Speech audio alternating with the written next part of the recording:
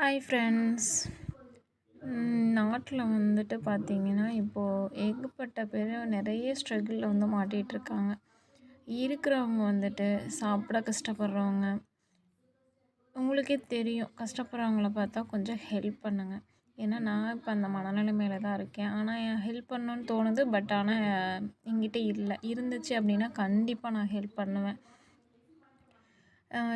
இருக்கிறவங்க வந்து மட்டும்தான் இல்லாதவங்களால எதுவுமே பண்ண முடியாத சூழ்நிலையில் இருக்காங்க. கண்டிப்பாக அவங்களும் ஒரு நாள் முன்னுக்கு வருவாங்க, சாதிப்பாங்க. இன்னொன்று என்னன்னு பார்த்தீங்கன்னா, அவங்கக்கிட்ட இருந்திருக்கும். இப்போ சப்போஸ் இல்லாமல் இருந்திருக்கும்.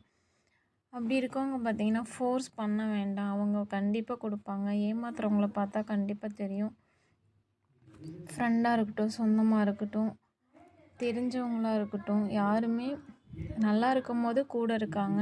கஷ்டப்படும்போது ஆனால் பட் யாருமே இருக்கிறது கிடையாது. ஏன் அதை அப்படி பண்ணுறாங்கன்னு தெரியல.